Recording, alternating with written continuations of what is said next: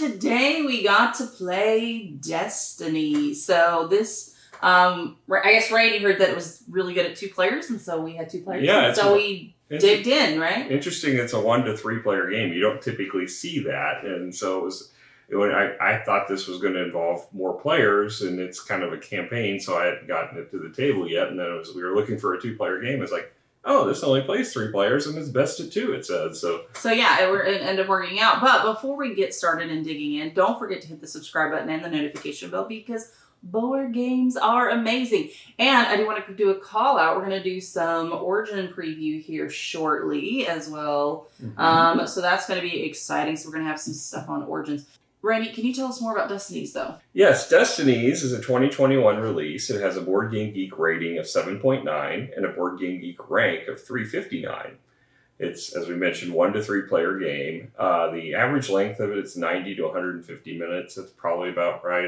We were on the shorter end, but this was kind of the first level. We haven't gone into delving through the campaign yet. Age 14 and up. Designed by Mikhail Golubowski, Philippe Milunsky. Art is by Carolina Jedrzejak and Magdalena Lesinska. Published by Lucky Duck Games. And I'll be a lucky duck if I got through those names correctly. I'm pretty sure I probably didn't. This has an MSRP of $49.99. Card House has it for $36.49.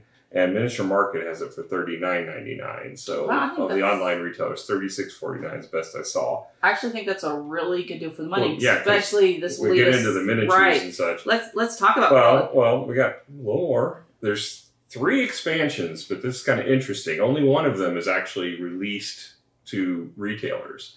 So the Sea of Sand expansion is out there. All the expansions are $29.99 MSRP. Again, Card House had the cheapest for Sea of Sand for $20.49. And then there's 2 that are exclusively through Lucky Duck's online store. Okay. And that's Myth and Folklore and Bound by Fate. And they basically add more stories and more, presumably more characters to the game. Yeah, all right. So now let's talk about quality of components. Like you mentioned, this being only, what you said, 30. MSRP of $50, but $36.49 is the cheapest I found it on. Well, even at $50, I mean, you get so many miniatures. I mean, yeah, they're on the smaller side, but they fit the math. Some of them are, but then when you look at the I'm assuming it's the big bad. There's a really big one, and then there's some decent sized ones in there too, which are So, I mean, and these are really good miniatures. These are pretty fantastic, actually. I feel like we should get them painted, though, before we do the campaign. If I can put the thing back in there. No, but then I love the dice. The dice are, they're unique. They have the special icons on there, so in that case, they're not standard. And some are oversized. Yeah. And also, the icons are, like, super thick. So the icons are, in fact, cardboard, but they're, like, humongous in the fact of thickness. Like I was really impressed and surprised. Yeah, the only thing that's flimsy are the tiles, the land tiles, but then you get a ton of them. So I guess if you put a bunch of thickness to them, they would have made this box huge. Humongous, yeah. Absolutely. So and then you've got to flip them over and stuff. And so overall, I actually think you got the inlay boards for your characters. Like I actually think they did a really good job for this. Yeah. I thinking about it, what can you do better? Oh, card quality. That's probably what they could have done better. The cards no linen finish, but they still a good thickness. Well, yeah, what's interesting, I mean, this is basically a one and done game. You can replay it, but basically it recommends if you do replay it, you play with the people who've all already played it before, because otherwise you're going to already know the story, you're going to know where to go, you're going to have distinct advantages. But at the same time, I didn't get to explore nearly any portion of the board and just the one that we played. And so if I picked a different character, I feel like I would have encountered different things. Yeah. So, but I could see what they were saying. So the card quality, so that's really the only thing that I could even remotely critique. So I'm going to give this a 9.5. What about you? What are you thinking? I don't think I'm quite there. I mean, first of all, I wouldn't expect a game like this to be as good a quality as it is. It's surprising it is, considering the price point too. That's what I'm thinking. The price point is great. The fact that it is a one and done kind of game. I should point out for those people that are absolutely opposed to app-driven games. This is definitely an app-driven game. But the app is well made. It has sound. It has dialogue, voice acting. It's really well made. The only problem is there was a place where it locked up on us when we were trying to exit because it was trying to push us to, give good recommendations on Board Game Geek for the game. It's almost all. They were already going to do a review, my friend. Yeah, but when you tried it, it was like the yes and no buttons just locked up. You couldn't get past it. Well, and who knows what that could have been about. All in all, the game is well made. I wish the land tiles that could have come up with a better solution because they do kind of spread when you're moving on the board, and it is kind of a pain. I mean, I guess if you had instead of playing on the smooth table, you were playing on like a felt table or card mat, you'd probably be all right. They wouldn't move quite as much. The miniatures are very small for all the main characters. But it fits the board. Well, it fits the board, but it was kind of problematic trying to see which one was what. You had to look really close to try to figure out who That's was what I'm who. saying. I think if you painted, I think it'd be a lot easier. But the app, to its credit, did give you a blown-up view of the character that matched exactly to the miniature. Mm-hmm. So that was nice. So you could say, okay, that's the one I need to put here at this point, which is good for when you're playing the game. It did actually at the beginning show you the image of your character too, so I guess that's all right. All in all, I'll probably give it an 8.5. I thought it was good. I think that I wish they could have done something better with the tiles. Cards didn't bother me so much knowing that this is a one and done game, but I would have liked to let him finish on those as well. Yeah, that overall with the price point in consideration, I think this was a phenomenal buy. Because you can reuse the miniatures again, even if you are one and done, so for that point, and you can even use the map if you wanted to with something else. So and the fact that you can buy expansions, I'm totally okay with it.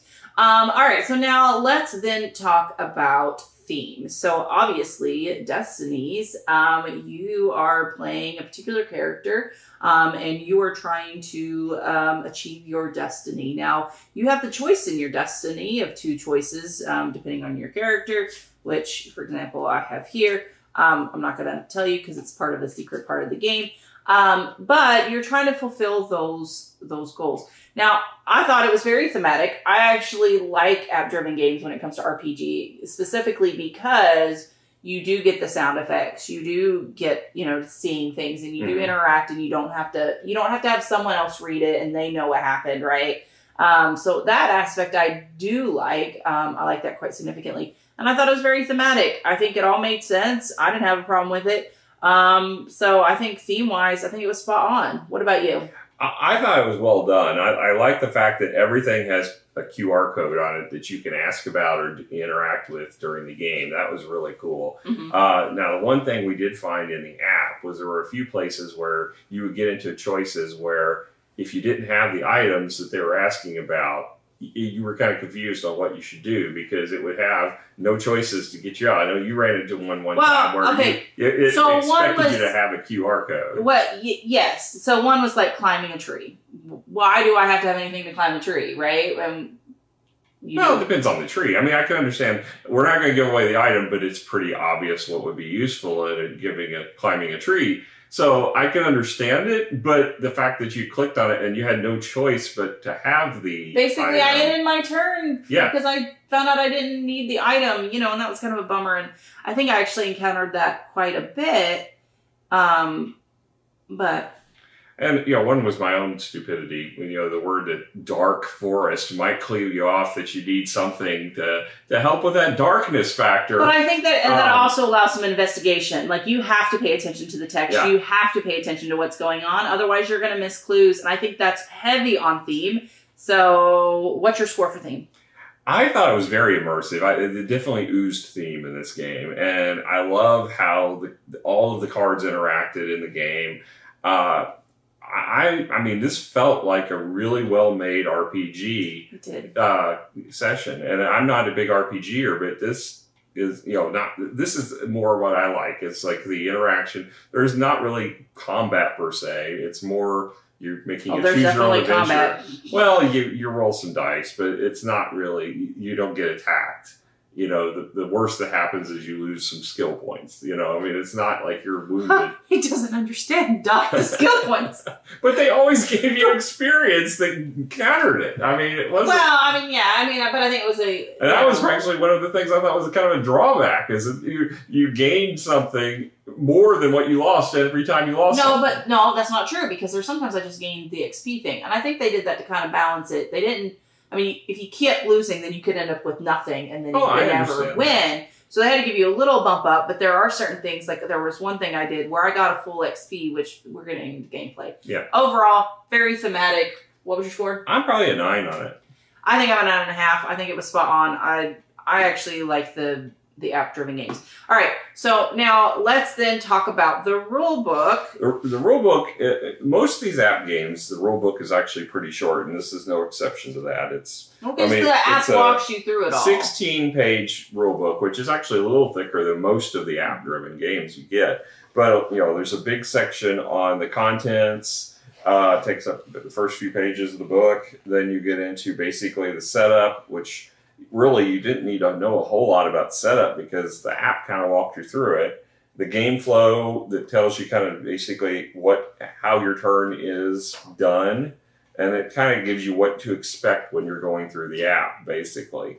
But the app is so well done, it kind of guides you through it. You don't need to do a whole lot of digging and in-depth studying of the rules. Well, I think if you're familiar with RPGs, it's pretty straightforward. You move, you investigate something, or you do something based on what the app choices that are given out to you. So I think in the end it works out. Now, you know, like things like there's like experience tokens. You do need the rules to understand what those are used for, because like the app would give them to you, and we didn't really know, you know, because we kind of stopped there, started playing the game because we saw that you could interact with the app so much, and then we had to go back and reference like the experience and all that. I'm actually okay with that because I'd rather just jump in and play. I know, that's why we did it. That's the only reason we did it, because you like to not read the whole rules and jump into a game. It's whereas true. I like to understand how to play the game before I sit down. So yeah, all in all, I think it's a good rule book, particularly paired with the app. I'll go ahead and give this one a 9 because I think it's well made. I love the fact that it's got a nice cover on it. It's got an icon reference on the back. There's no cheat sheets, but you really don't need them because the iconography is very basic in this. So yeah, I think it's a well-designed, well-done rule book. All right, so now let's talk about gameplay. So again, you end up picking an individual and you are trying to fulfill their destiny. And you have 2 options for the destiny that you can go and seek out to complete your destiny. They do give you a little bit of character background on the back of the card, and it's pretty straightforward. You can have the option to move. So you move or not, so you get to move up to 1 space. And 2 spaces. 2 spaces. And then you can investigate that area and complete an action for it. So as you discover things, these tokens will basically imply there's something to do. There could be people, that means that someone you can talk to. So there's stuff going on that you can end up looking at. And you end up gaining different coins and resources and items. So no matter what, you get these 2 white dice to be able to roll, and then you have what they called effort dice. Now, they refresh once a round, so typically... 1 per round. 1 per round. However, there are things that you can do, for example, things to get them back or to get more back or to refresh. If you accomplish something significant and sometimes less significant than just get no. I mean, it's thematically it makes sense though, right? So you're wasting a turn on doing the thing to get all the dice back. But so then you get this, and you typically only encounter 1 roll, typically, but not always. And so you get to use your dice to place it. Now, I thought it was interesting how they did the skill set. So you have these little markers down below. You end up, so say I didn't want to use my effort die on this. So basically I'm going to count. I have a 3, 4, 5, and 6, and we're going to say this is a strength check. So I'm going to go to the 6 marker, and I'm going to go down, and I'm going to look at my strength track. Everything from 6 below, these wooden things, would be how many successes I had. So I have 2 successes, okay? So this one would go in the exhaust. I would put in the app 2 successes, and then it would tell me what the outcome of my action was. Now, I will say in the beginning of the game, I was getting a little frustrated because I wasn't being successful, like for several rounds, but I was gaining experience when I was doing it, right? Yeah, so to be I fair, would lose on the trek, I would gain an experience. To be fair, you were trying one of the more difficult things to accomplish when you had very few dice. And, the thing is it tells you in the book, if you can kind of estimate the difficulty of things, you can, like if you're going to do something basic like break a twig, it's not going to take much effort. If you're going to try to do something like break into a house or, destroy a reinforced steel door, for example, not that those happened or anything, but let's say those are examples, you're going to have more effort involved, so you're going to have more successes. But it doesn't tell you how many successes you need. It's just... Right. Well, and you don't know, because like I said, it was the first time playing the game, and so we were kind of unfamiliar with the mechanics, but I was observing the outside. Anyway. Yeah. You were doing something was more difficult to do. But observing, I didn't think would be that difficult. It is, I guess. But anyway, so it was fun. It was fine. So I felt a little irritated at the beginning because I was like, why can't I do anything? And then I was like, I'm just going to give up on this because I was at one location. I just gave up and started walking around. And I'm like, if I succeed, I do. If I don't, I don't. Then I ended up winning the game because I was like, oh, look, I got all the things somehow. Yeah. And so I was like, great. Yeah, I mean, one of the things, first of all, they'd only give you 3 character choices. So even though there's a lot of characters in the game, those are for the different sessions. So you get 3 character choices that are designed for that game. Mm-hmm. And those characters, because they have 2 different missions, they have their own backstories, which is interesting. But when you read everything aloud from the app, so everybody gets the same information, but without that context of what your character is, it's not going to mean as much to another character. Now, there are overlapping between characters' goals, which that I didn't like so much because... I was fine with it. Well, it just felt like the characters weren't as distinct because of that. Well, but they were trying to accomplish the same thing, and it made sense for the character's backstory. Yeah. So that was acceptable. Yeah, I mean, you want to have a little bit of strife. You want to have a little beat your component to it. I mean, I don't think it was that bad. Yeah, but I mean, in theory, you should both be able to accomplish your goals, which is nice. They made it so that you shouldn't be able to accomplish your goal and eliminate somebody else from being able to accomplish theirs. And you can actually pursue both of your goals and potentially accomplish either way that way. Yeah. So, that's nice. And that was honestly my intent. My original intent was, well, I'm just going to roam around and try to do things, and whatever I get close to doing first, I'll go that route. But it ended up working out. So that ended up nicely. Overall, though, I had a lot of fun. You had your collection. I had tons of equipment. I feel like I was a well-stocked, and I had ways of increasing all my stats to the point where I could have accomplished anything by the end. Unfortunately, I didn't have all the equipment I needed. Even with all the equipment I had, I was missing the equipment I needed. Which was not the case for me. I didn't have anything. And you had exactly what you needed, yeah. Well, I mean, to be fair, I did have to do things that maybe would have... Anyway, so I worked with it. Okay. Yeah, so no, I thought that was fun though. And I liked it. It was fun. Mm-hmm. I tell you what was interesting though. I actually do like the way they did the skills, the XP being it, because you may have lost a skill point, but the experience that you gain 1 and 2 or 2 somewhere. And so I think that helped you distribute a little bit more depending on the route you were going.